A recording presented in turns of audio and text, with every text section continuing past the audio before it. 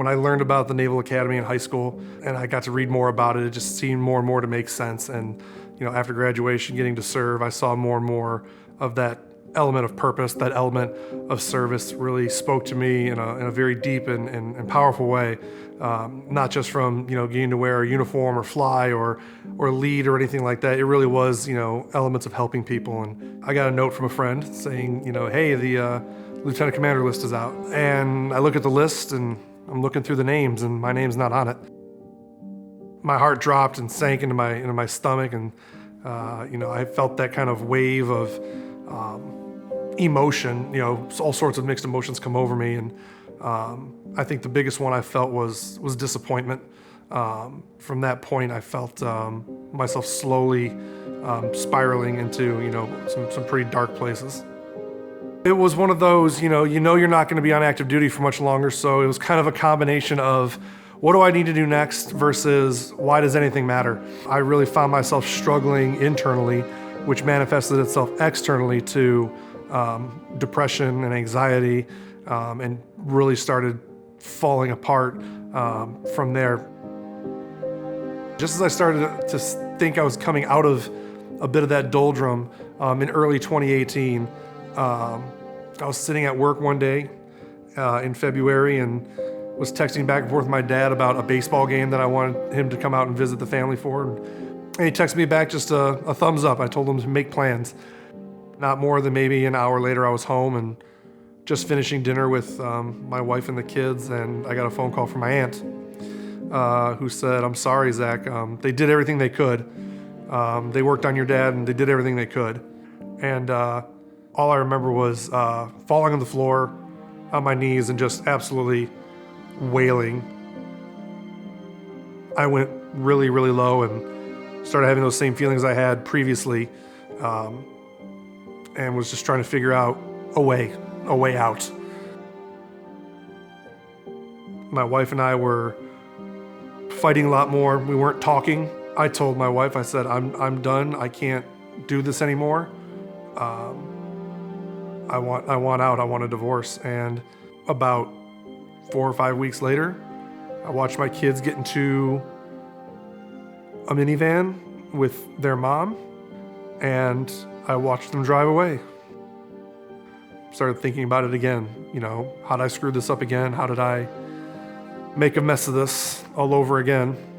And maybe my kids would be better off with an insurance payout. So sometime in, I want to say it was about late 2017, I'd made a plan that it was time for me to end my life.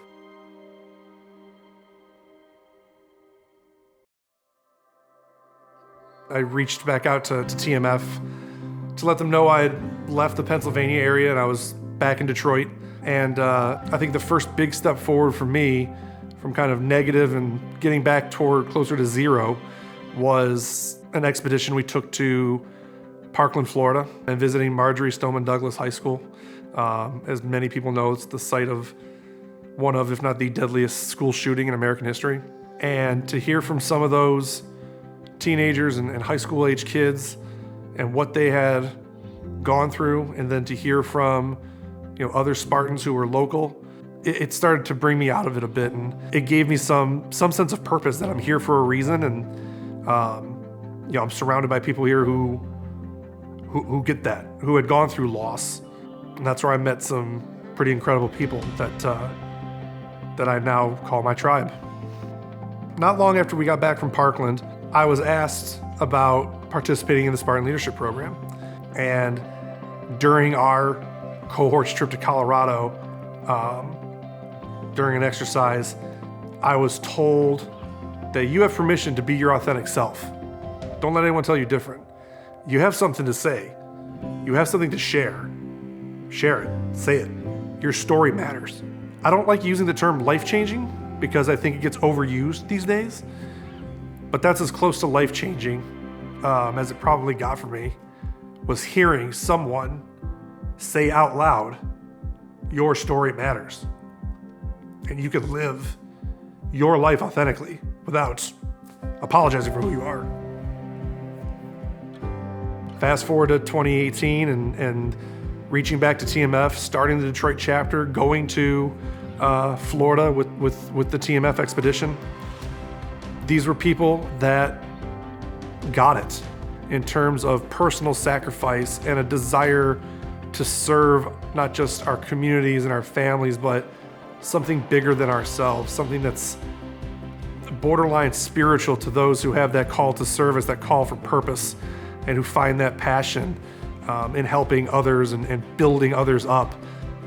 Character Does Matter is something I just take such pride in presenting, because I'm standing in front of students or individuals who have probably heard something like this before, but it's my job, if not even my privilege, to bring it to them differently. And when I get that, just one student saying, hey, that I'm thinking about that, I'm gonna use, if not me, then who, it just drives me to want to do more. And it brings a sense of, I'll say pride in that, I was able to reach out and connect to someone, but it keeps that drive, fully engaged. Without TMF in my life, I might not be here right now. I couldn't find purpose. I couldn't find meaning. And when I finally found that spark provided, it became very apparent that my authentic self is someone who wants to get out there and deliver this message that TMF has to offer of, if not me, then who. And yeah, TMF isn't just a community, isn't just a tribe. It's an entire world, and it's something that means the world to me.